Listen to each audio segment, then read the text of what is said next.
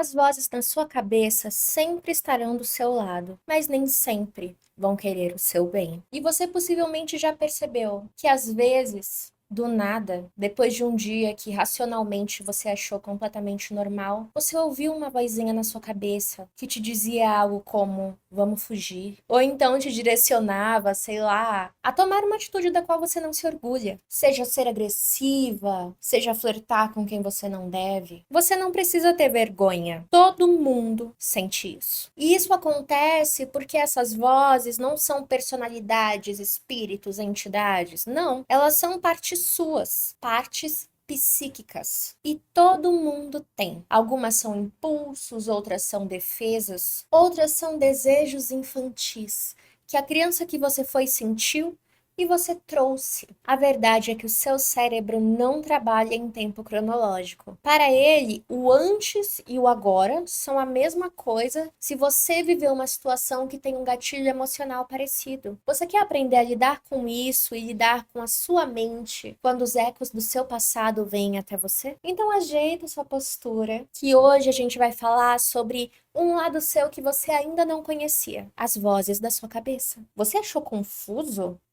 Fácil não é, mas também não é difícil. Pensa assim: você vive uma linha, passado, presente, futuro.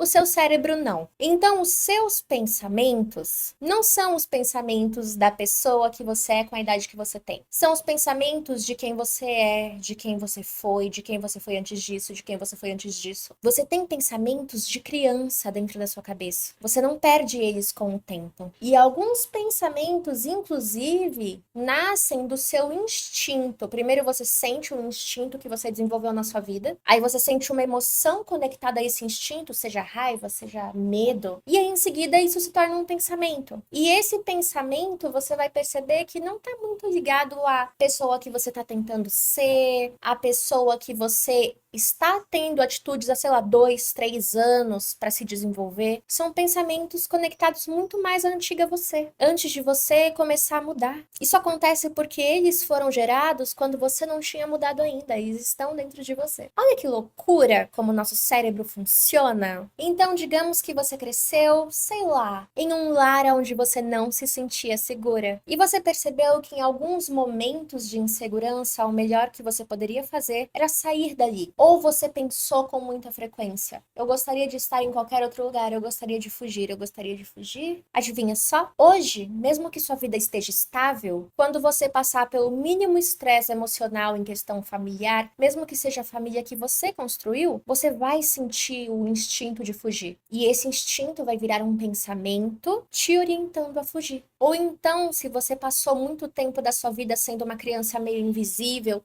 que as pessoas não notavam muito, você não era famosa por nada, você era mediana em muitas coisas, você sentia que outras pessoas brilhavam mais que você, ou tinham que ser mais cuidadas que você ou receber mais atenção que você. Quando na sua vida adulta você passar por uma situação em que muitas pessoas estão focando em alguém que não é você, você vai sentir um mal-estar decorrente do seu instinto de eu preciso que as pessoas prestem atenção em mim, e você vai ouvir que você merece a atenção de todos, que as pessoas têm que olhar para você. Mas isso vem daquele momento da sua vida onde atenção significava o quê? Segurança. Significava amor. Eu sou vista, então eu sou amada. Atenção significava validação, porque as pessoas prestam atenção no que é importante. Então, se estão me olhando, eu sou importante. É claro que isso são instintos infantis. Quando a gente amadurece, nós evoluímos, nós entendemos que não é assim que a banda toca. Se ninguém neste mundo olhar para mim ou conseguir prestar atenção em mim, ainda assim eu presto atenção em mim. Eu me valido, eu me torno um lugar seguro. Você pode desenvolver esse pensamento, você pode desenvolver essas ações e viver plenamente nisso e dizer: eu aprendi. Mas o pensamento que você teve da criança ainda tá aqui. Você aprendeu a pensar assim. E como eu sou uma pessoa que faz muita autoanálise, eu comecei a conversar com essas vozes quando elas chegavam, tentar entender aonde elas vinham, qual idade elas tinham, o que elas carregavam. E é muito louco porque o seu instinto consegue de alguma forma entender, por exemplo, quando um desejo que você carrega no seu peito é um desejo infantil. Mas grande parte dessas vozes foge. quando você tenta conversar com elas. Porque às vezes conversa pode ser igual a confronto. Algumas partes internas que você carrega vão se esconder de você. Elas só vão aparecer quando sentirem que não serão julgadas, quando você não achar elas idiotas ou sem propósito, quando você não tiver um sentimento negativo sobre elas, sobre de onde elas surgiram. Se essas vozes dentro de você sentirem que você vai dissolver elas, porque você não tem tempo a perder, elas fogem. Assim como você fugiria de qualquer energia que tentasse te fazer um mal. Para você não é fazer mal. Essa voz é parte de você, você quer integrar ela dentro de si e parar de ter esse pensamento. Para a voz, que é um pedaço de você que vive carregado do passado para o presente, não é tão simples assim. Essas vozes se escondem porque elas estão protegendo algo sensível.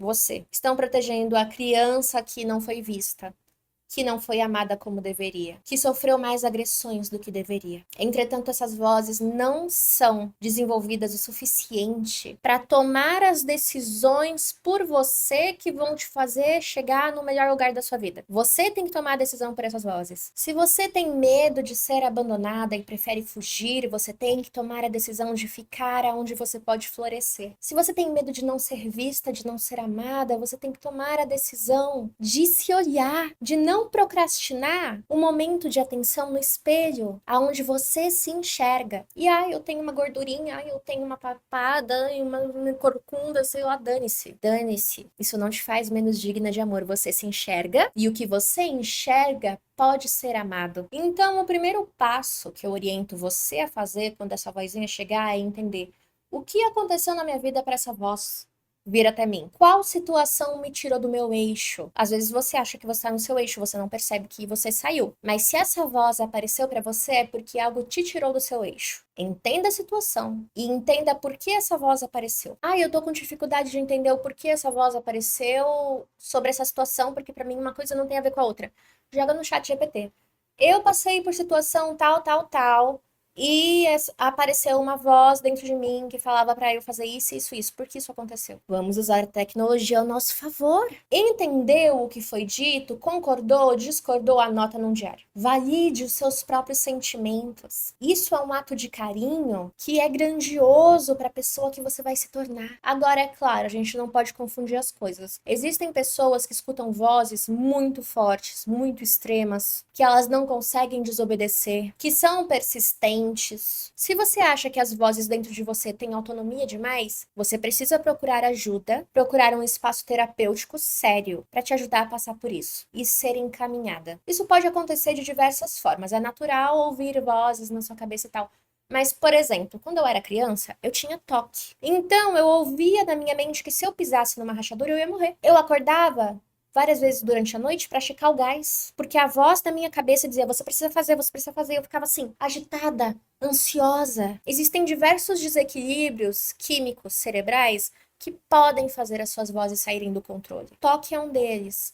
Ansiedade é um deles. Borderline, bipolaridade. Por último, do último, esquizofrenia. Sabe, gente, a gente não tem que achar que tudo é sempre um extremo. Se eu escuto uma voz, eu sou louca. Não vamos nos julgar. Vamos entender. Aquilo do que nós não temos medo não nos engole. A gente só é refém daquilo que a gente tem medo. E aqui nesse canal só ficam pessoas poderosíssimas e que vão ficar cada dia mais poderosas. E para você ser poderosa, você tem que se encher de conhecimento. Aonde o conhecimento está, o medo não fica. Essa é uma das minhas grandes lições de 2025, que eu tô aprendendo na marra. O conhecimento é mais poderoso do que qualquer outra ferramenta que você pode ter. Então não sinta ódio das vozes que você carrega. Assim como você não pode sentir ódio da criança que você foi, da adolescente que você foi, que se esforçou para se tornar a pessoa que você é hoje. Esses pedaços do seu passado que vivem no seu presente falam para você